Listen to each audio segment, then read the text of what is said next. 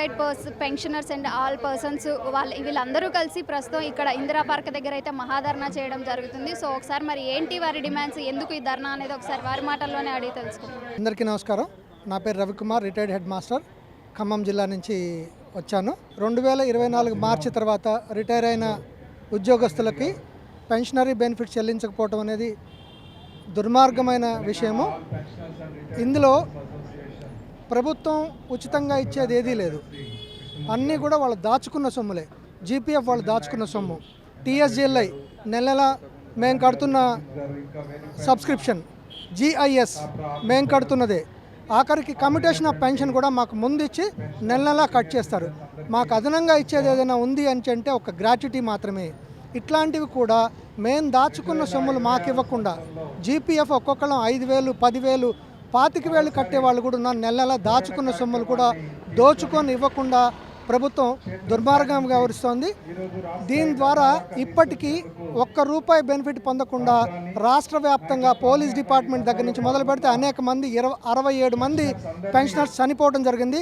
వాళ్ళ కుటుంబాల ఉసురు ఈ ప్రభుత్వానికి పూర్తిగా తగులుతుందని తెలియజేస్తూ వెంటనే ఈ బకాయిలను విడుదల చేయాలి. ప్రభుత్వానికి అన్ని రకాలకి కావాల్సిన డబ్బులు ఉంటాయి. లక్షల కోట్లు తీసుకురావడానికి మూసీ ప్రక్షాళన, ఇంకోటి రకరకాల పథకాల కోసం ఎన్ని వేల కోట్లైనా వస్తాయి. కానీ ప్రభుత్వం ఉద్యోగస్తులుగా 30 ఏళ్ళు పనిచేసి వాళ్ళు దాచుకున్న సొమ్ములను ఇవ్వడానికి మాత్రం వాళ్ళ దగ్గర డబ్బులు లేవంటం అనేది శోచనీయం.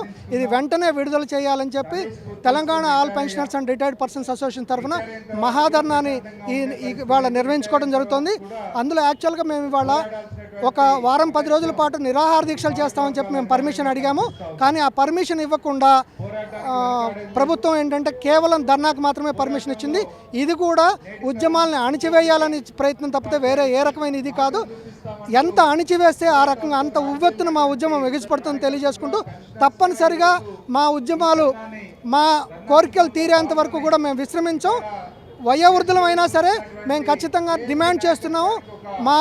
మా డిమాండ్ నెరవేరే వరకు కూడా ఎక్కడా కూడా అలుపెరగని పోరాటాలు చేస్తామని ప్రభుత్వానికి హెచ్చరిక చేస్తున్నామని చెప్పి మీ ద్వారా తెలియజేసుకుంటూ బట్టి విక్రమార్క గారు చెప్పారు కదా, సంవత్సరాలకి 200 కోట్లు మేము విడుదల చేస్తున్నాం, ఇంకా ఆసరా కూడా ఉంటాం గారు చెప్పారు. అది వాస్తవమే.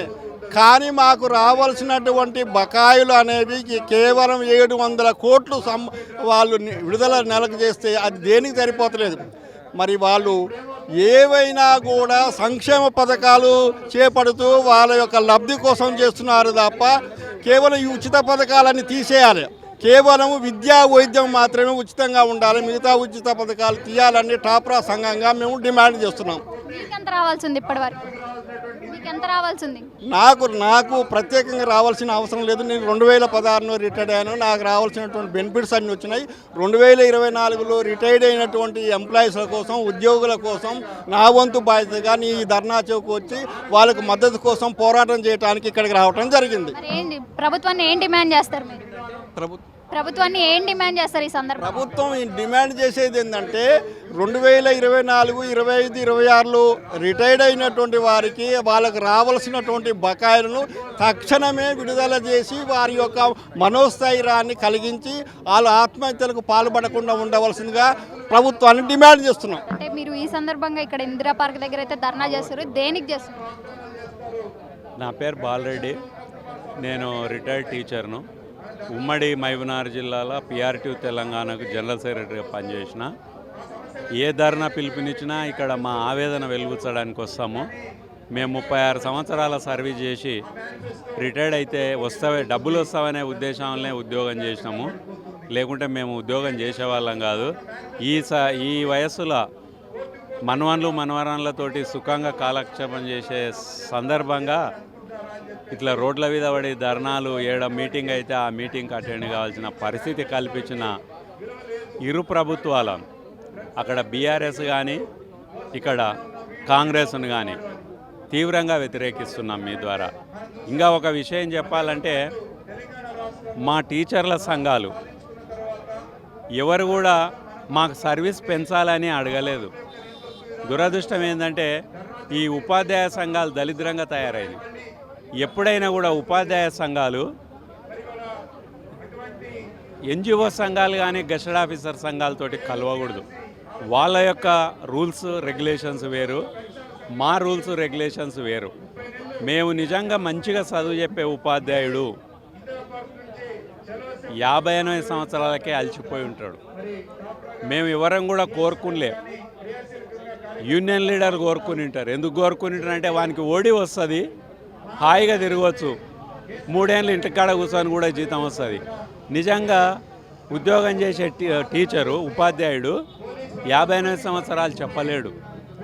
ఈ రోజుల్లో ఉండే సిలబస్కు ఖచ్చితంగా మేము 2 గంట ప్రిపేర్ అయితేనే కానీ విద్యార్థులకు సరిగా బోధించలేని స్థితిలో చాలామంది ప్రాథమిక సభ్యులు ఉపాధ్యాయులు ఈ సర్వీస్ పెంచడాన్ని కింది స్థాయిలో వ్యతిరేకించినాం. చెప్పండి, మీరు ఇక్కడ ధర్నా చేయడానికి గల ప్రధాన కారణం ఏంటి? అమ్మ, మా రిటైర్మెంట్ బెనిఫిట్స్ కావాలి మాకు. మా బెనిఫిట్స్ గవర్నమెంట్కి తెలుసు, రేవంత్ రెడ్డికి తెలుసు, అప్పుడున్న కేసీఆర్కి తెలుసు, ప్రతి ఒక్క డిపార్ట్మెంట్కి తెలుసు, సెక్రటరీలో ఉన్న 34 డిపార్ట్మెంట్లకు తెలుసు రిటైర్మెంట్ అయిన వాళ్ళ బెనిఫిట్స్ ఇవ్వాలని. వాళ్ళ డబ్బులు ఏం చేసారు ఎవరికీ తెలియదు. వాళ్ళు వేరే దగ్గర వాడిరా లేకపోతే వాళ్ళు ఇంకేమైనా చేసినా మనకు తెలియదు.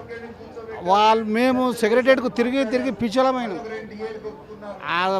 ఉప ముఖ్యమంత్రికి కానీ సీఎంకు కానీ ఎంతమందికి చెప్పినా చెల్లడం లేదు. ఇప్పుడు నేను 2024 నవంబర్ రిటైర్డ్ అయింది. నేను ఇంతవరకు 9 పైసలు రాలే. తప్పదని ఇక్కడ ఈ ధర్నాలు, ఈ రస్తారోకోలు ఎన్నో చేసినామమ్మా. రావాల్సింది మీకు ఇప్పటివరకు చాలా రావాలి మేడం, రావాలి. మరి ఏమి రాలేదు, 9 పైసలు రాలేదు. అంటే మరి బట్టి విక్రమార్క గారు అంటున్నారు కదా, మేము ఇచ్చిన వాళ్ళకి సంవత్సరానికి ఇంత అని రిలీజ్ చేస్తున్నాం, ఇంకా కూడా ఇస్తామని చెప్తున్నారు. మేడం, మీరు రిలే చేస్తాంటే నేను మాట చెప్తా, ఉదాహరణకు చెప్తా, వింటారా? ఒకరు పెళ్లి ఉందని పిలిచిరట. ఆ పిలిచి ఏం చేశారు, ఒక 100 మందిని పిలిచిండు ఆయన. ఆ 100 మందిని పిలిచినాక అక్కడ అన్నం ఎంతమందికి ఉంది? 8 మందికి ఉంది. పూర్తిగా పెళ్లికి పోయినాక వాడు వంటే వేయలేదంట. అట్లుంది రాష్ట్ర ప్రభుత్వం పని. బట్టి విక్రమార్క గారు చెప్పడం జరిగింది కదా, మేము సంవత్సరానికి 700 కోట్లు విడుదల చేస్తున్నాం, ఇంకా కూడా చేస్తాం, కాకపోతే కొంచెం సమయం ఇవ్వండి అని చెప్పడం జరుగుతుంది. 700 కోట్లు రిలీజ్ చేసిండు కానీ చూపమన్నాం. పెన్షనర్లకు ఎంతమందికి వచ్చింది, ఎక్కడెక్కడ రిలీజ్ అయినాయో చూపమంటే చూపుతలేడు. ఎందుకంటే అవి కాంట్రాక్ట్లకు పోయినాయి, పర్సంటేజ్లకు పోయినాయి, కొంతమందికి వస్తే అక్కడో ఇక్కడో వచ్చినాయి, అంతే తప్ప మాకు 700 కోట్లు రాలే. మేము డిమాండ్ ఏంటంటే 10,000 కోట్లు రిలీజ్ చేస్తే ఏమన్నా ఉపశమనం జరుగుతుంది. అది మా పైసలే కదా, నువ్వు ఇచ్చేది కాదు కదా. కాబట్టి మాకు రాజ్యాంగం ఏమిచ్చింది, వృద్ధులకు రక్షణ ఇచ్చింది. తర్వాత మన లీగల్గా మాకు ఉంది. కాబట్టి నువ్వేం చేస్తున్నావు, you are curtailed the Indian constitution and our rights of the senior citizens. In this connection, we appeal to the government immediately release the amounts for the satisfaction. అంటే మీరు ఇదే ఇందిరా పార్క్ సాక్షిగా గతంలో కూడా చాలా ఎత్తున ధర్నాలు చాలా చేశారు. ధర్నాలు కావచ్చు, ఉద్యమాలు కావచ్చు, ఎన్నో చేశారు. మరి ప్రభుత్వం అయినా మీ సమస్యను ఎందుకు పరిష్కరించట్లేదు అంటే?